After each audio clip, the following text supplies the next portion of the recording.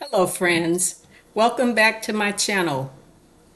Well, yeah, it's Monday morning again, and I know everything that happens today, you're going to blame it on it's Monday. No, it's not just because it's Monday, it's because you want to say, take this job and shove it, but you can't because you have bills to pay. We've all been there. What I want to encourage you to do is to start thinking about what else can you do? Because I know the job that you have, you hate it. You probably can't stand the people you work with. Jobs, for the most part, are below what our skill sets are. They are things that they haven't really figured out how a robot can do it instead of a human.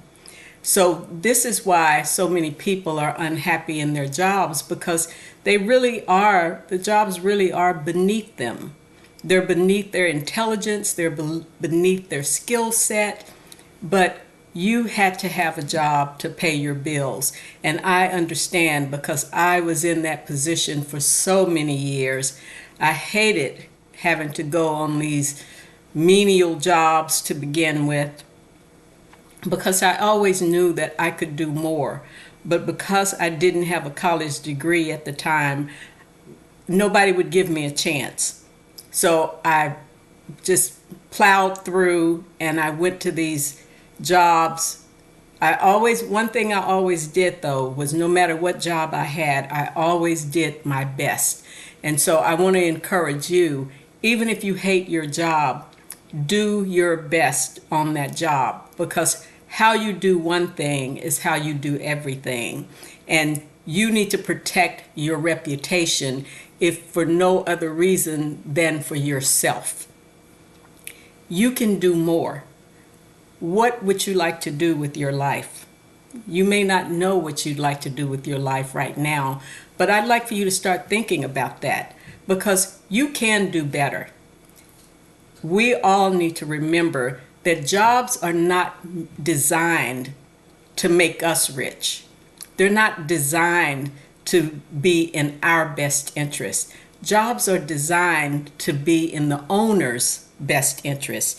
They're designed to make the owner rich. And that's as it should be. You wouldn't start a business to make somebody else rich, would you? No, you want it to make you rich. So what do you need to do to create your own job?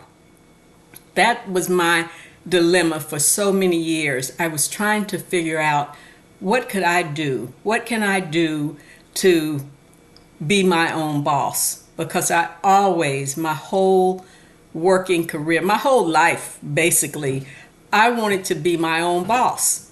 And when I got into the work world, I realized this is not for me. There's so many things that are unfair. You're not treated well. You're treated like, I don't know. I can't even say what we're treated like in many workplaces. But you don't have to do that for the rest of your life. You can do your own thing. God has given all of us gifts, talents, and abilities. And the Bible says that your gift will make room for you. I believe that. And I tried so many different business ventures until I found something that stuck. I was watching 60 Minutes one Sunday, and I had been just trying to figure out what else can I do, because at the time I was a banker. And banking is the most inauthentic, full of BS place that I think one could ever work. They pay you peanuts, but they want the world from you. They walk around with this air of superiority when they're not. Anyway, I was at this bank for 5 years, and I enjoyed it some of the times. I didn't really enjoy the work itself, but I enjoyed my colleagues, my coworkers. I am still friends with some of them 30 some years later.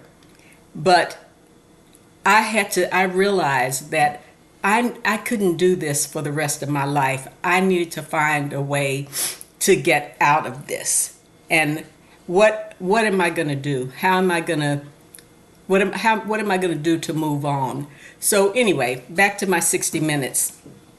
I was watching 60 Minutes one Sunday, and there was this story that came on about the McMartins. It was a couple in California that owned a child care facility, and they had been accused of molesting children. And it was a huge story. And some of them and some of their employees, the owners, the McMartins, were convicted of molesting children, and they were sentenced to 20 years in prison. That story did something to me because I never found the type of child care facility that I wanted for my own children. And at that moment, I realized I can't save the whole world, but I can save a little piece of it. I'm going to open a child care facility.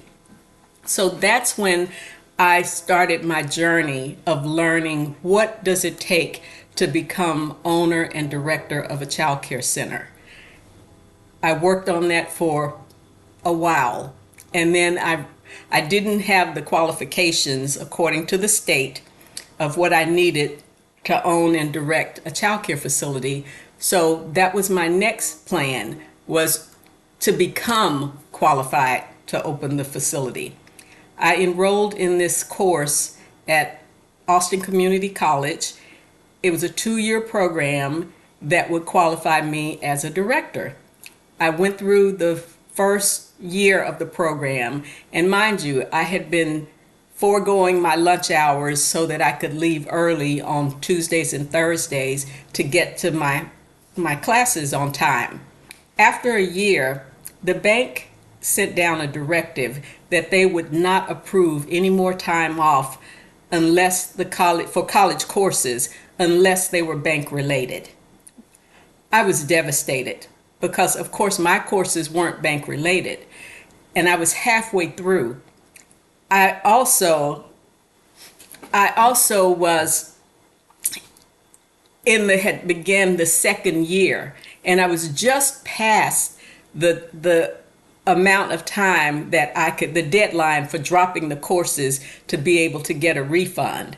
So I was devastated because I was already robbing Peter to pay Paul because I had recently been divorced.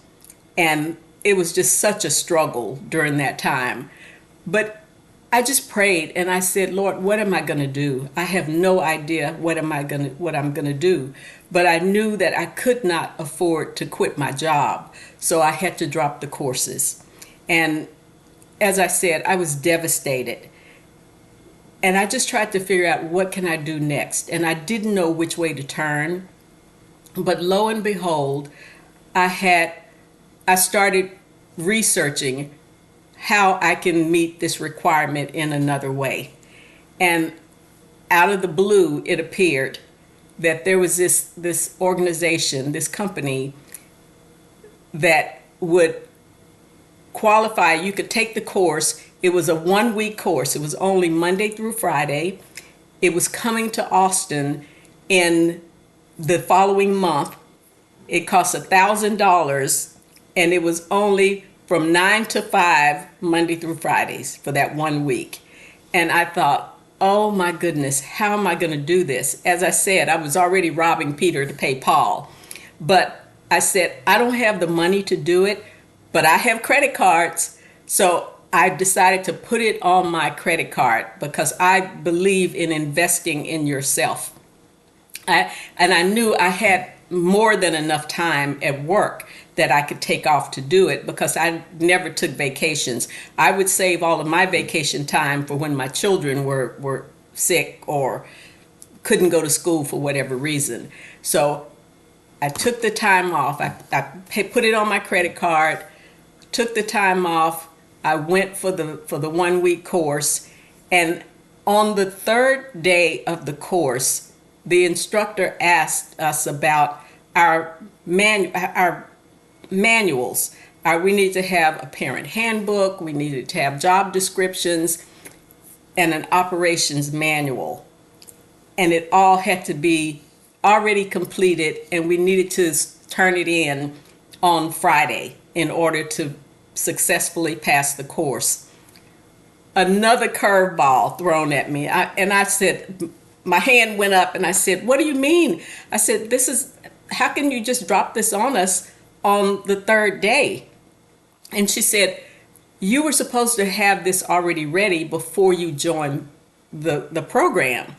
And I said, "Well, nobody ever mentioned anything about that." And she apologized. She said, "I'm sorry, but if you don't have these things by Friday at 5 p.m., you won't be able to graduate from this course." Thankfully, I have friends. So my friend Diane and Tara came to my rescue, and they were both in management positions. So I asked them if I could see copies of their job descriptions and their operations manual. And they sent them to me, and I went to work. And I wrote my parent handbook, and I copied the job descriptions, and I just revamped them for child care providers. And the same thing with my operations manual. Of course, I had to scale it way down, but there was no requirement for how long it had to be.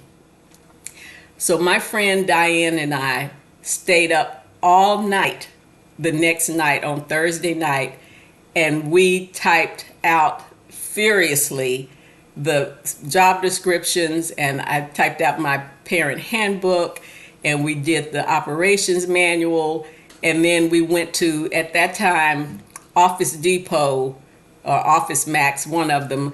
They were open all night. And so we went there, and we took all of our materials and had them transformed into handbooks and into the operations manual, and had everything printed out.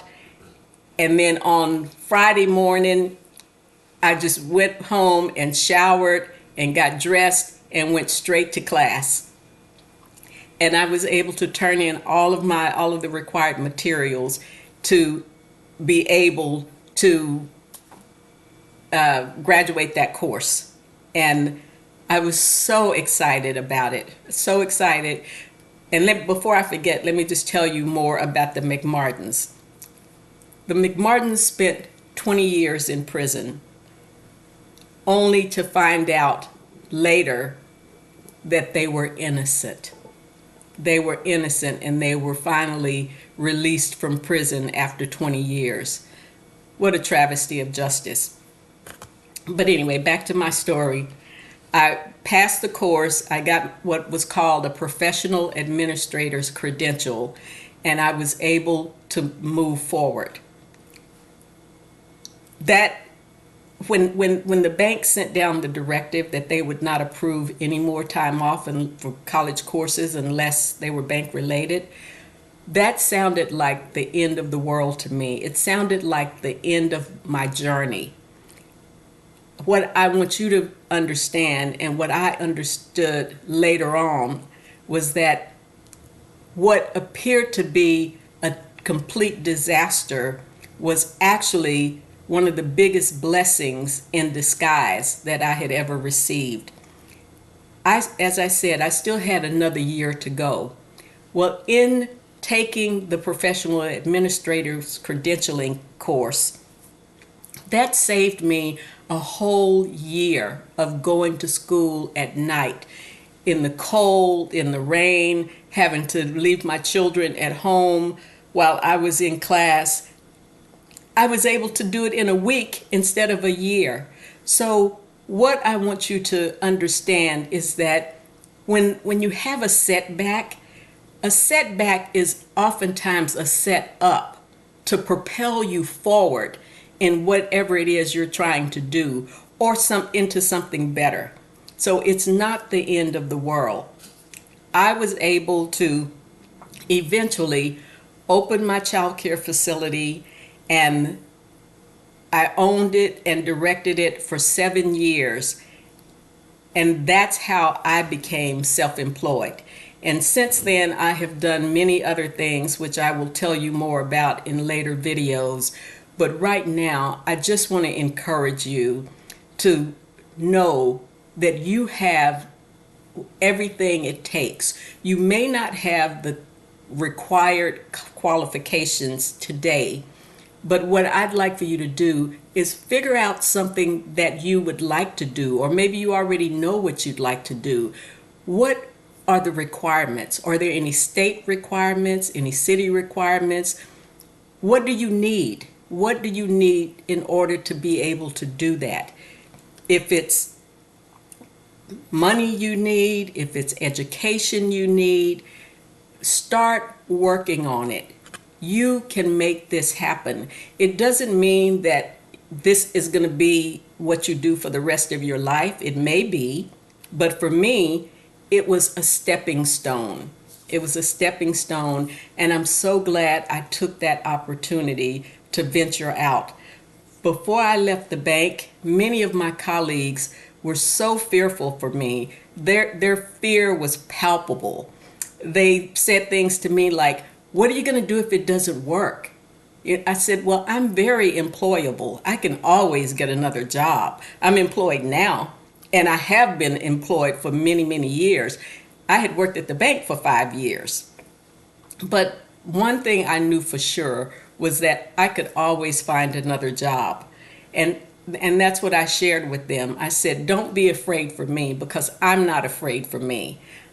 This is something that I have to do. I've always known that I'm not employee material. I'm employee material as far as being able to do a great job and things like that, but I'm not one for BS. And I'm the one that will always speak up.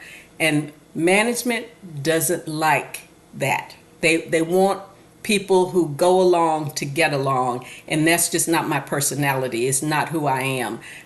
When something is unjust, I'm going to speak up about it. So that's what I just want y'all to know, that you have what it takes. You may need to revamp it. You may need to get some more education. You're going to have to jump through some hoops. We all have to jump through hoops, but you can do this. And when I left the bank, within a year, some of the very people that were afraid for me and afraid that if my business failed, what would I do? Those very people were coming to me, asking me if I had a position for them because they had been laid off from the bank. It's kind of how life works. If you have a job, you are already an employee at will, unless you are under a contract. Employers can let you go for any reason or for no reason. So don't feel so secure in your position, because you never know when you're going to get the pink slip one day. And even when you open your own business, there's still no guarantees, except you are in control. You decide. You have to be even more responsible with your own business than you were as an employee, because there's nobody to make you do anything. You have to be disciplined enough. And I know I keep talking about discipline, but nothing in life goes well unless you are disciplined. When you become your own boss, you have to be disciplined enough to make yourself do things that you may not necessarily want to do right now. If it's required to be done, you have to suck it up and do it.